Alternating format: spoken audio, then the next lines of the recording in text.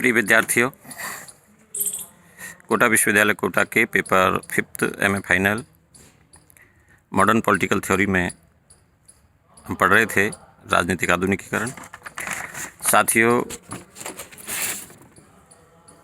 ये पेपर आपके राजनीतिक आधुनिकीकरण आपको बहुत अधिक मेहनत करने की ज़रूरत है। ऐसा पेपर है जिसमें समझने में काफ़ी दिक्कत आती है, लेकिन मुझे विश्वास है आप हमारे वीडियोज़ को देखकर, पीडीएफ को पढ़कर और बुक्स में पढ़कर इस पेपर को आसानी से तैयार कर लेंगे।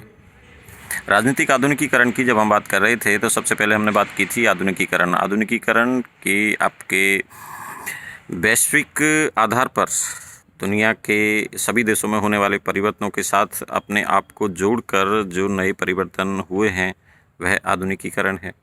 और समकालीन राज्यों में, जो समकालीन से मतलब द्वितीय विश्व युद्ध के बाद एशिया, अफ्रीका, लैटिन अमेरिका आदि देशों में स्वतंत्रता की एक लहर सी दौड़ी थी और उस लहर का परिणाम ये रहा कि बहुत से देश आज़ाद हुए ब्रिटिश शासन व्यवस्था से, और उस आज़ादी के साथ ही उन्होंने पश्चिम में होने वाले परिवर्तनों को आत्मसात करने का प्रयास किया, लेकिन साथ ही साथ उन्होंने अपने तरीके से उस पश्चिमीकरण को अपनाया। पूरी तरह पश्चिमीकरण का अंधानुकरण भी नहीं किया, क्योंकि वो राज्य स्वतंत्र हुए तो वो एक छाप को छोड़ना चाहते थे, दूर हटाना चाहते थे कि वो कभी ब्रिटिशर्स के अधीन रहे हैं।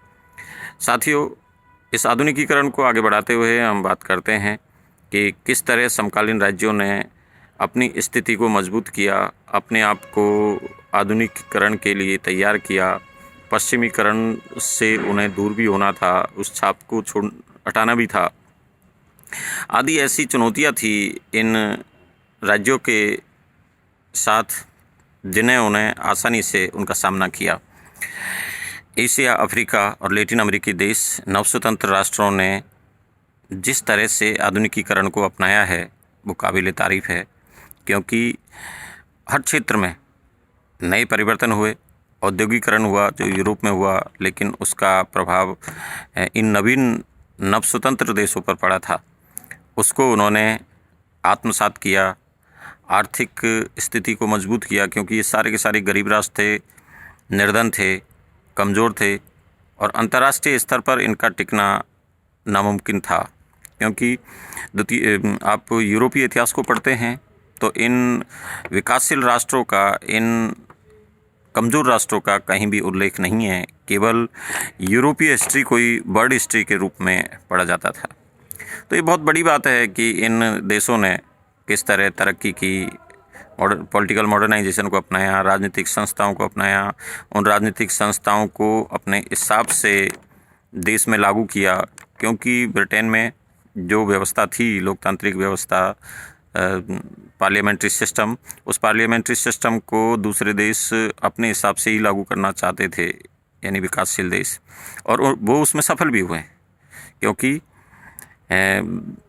ब्रिटिशर्स बहुत आगे थे, एडवांस थे। वहाँ के नागरिक बहुत राजनीतिक चेतना से जागृत थे, जबकि भारत सहित इन विकासशील देशों के नागरिक आज भी काफ़ी पिछड़े हैं, जहाँ पर लोकतांत्रिक संस्थाओं को स्थापित करना बहुत मुश्किल है। लेकिन फिर भी बहुत अच्छे से इन लोकतांत्रिक संस्थाओं को अपनाया और विकास के नए आयाम स्थापित किए, आधुनिकीकरण के नए आयाम स्थापित किए। और साथ ही बात आती है कि बहुत से देश ऐसे भी थे जिन्होंने आधुनिकीकरण को पश्चिमीकरण से पूरी तरह मुक्त करते हुए आधुनिकीकरण कर लिया।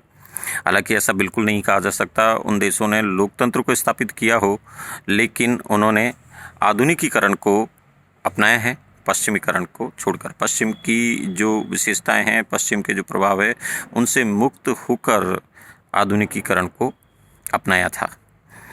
जैसे चीन ने कब आधुनिकीकरण को अपना लिया पूरी दुनिया को पता ही नहीं लगा, और वहाँ पर वो कहता तो अब भी है चीन कि हम लोकतांत्रिक है, जबकि चीन लोकतांत्रिक देश नहीं है।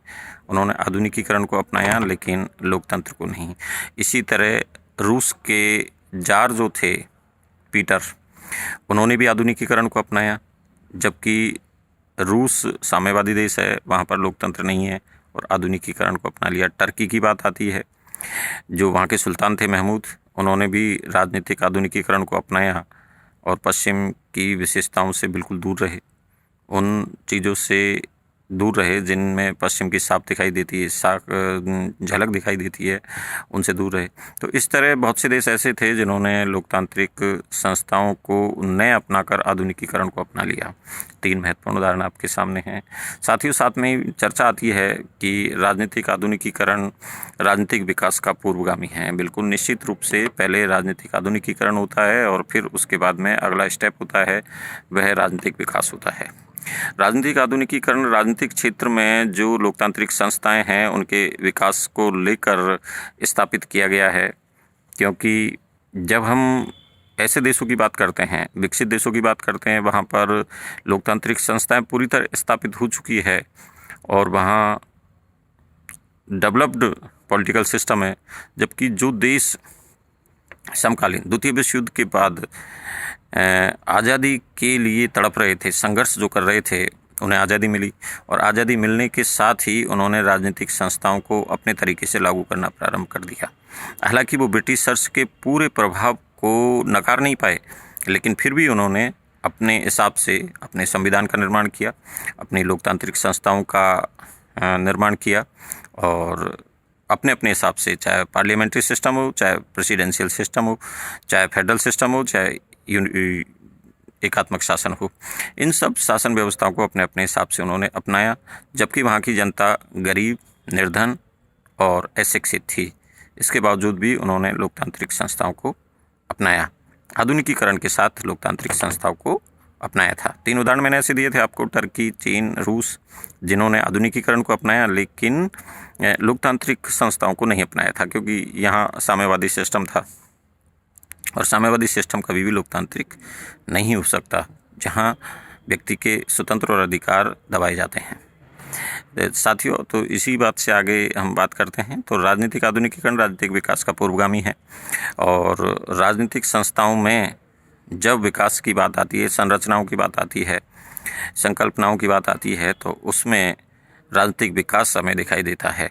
यानी राजनीतिक आधुनिकीकरण का अगला स्टेप है राजनीतिक विकास। ये दोनों अवधारणाएं हमारे सामने हैं, लेकिन दोनों अवधारणाओं में महत्वपूर्ण अंतर भी है। जो अंतर की हम बात करते हैं, पहला अंतर है राजनीतिक विकास व्यापक संकल्पना है और राजनीतिक आधुनिकीकरण एक सीमित संकल्पना है। दोस्तों, आप सब जब अध्ययन कर रहे हैं राजनीतिक आधुनिकीकरण का, तो इसी जगह हमको राजनीतिक विकास और राजनीतिक आधुनिकीकरण के अंतर को महसूस करना होगा, ये पता करना होगा, अलग करना होगा कि राजनीतिक आधुनिकीकरण क्या है और राजनीतिक विकास क्या है। तो पहला अंतर जो हमारे सामने है, राजनीतिक विकास एक व्यापक संकल्पना है और राजनीतिक आधुनिकीकरण एक सीमित संकल्पना है। दूसरा अंतर है राजनीतिक विकास प्रक्रियाएं और संस्थापन है, जबकि आधुनिकीकरण में संरचनात्मक परिवर्तनों का उल्लेख किया जाता है।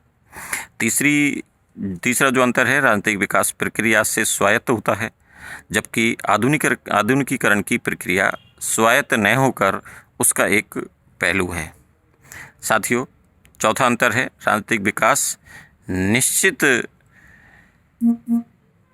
अवस्था राजनीतिक विकास की निश्चित अवस्थाएं होती है, जबकि आधुनिकीकरण में क्रम और प्रतिमान स्थापित होते हैं।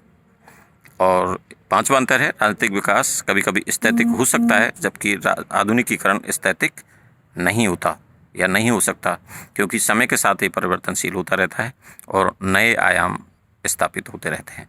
तो इस तरह राजनीतिक विकास और राजनीतिक आधुनिकीकरण में अंतर है। एक बार फिर हम इनकी चर्चा करते हैं।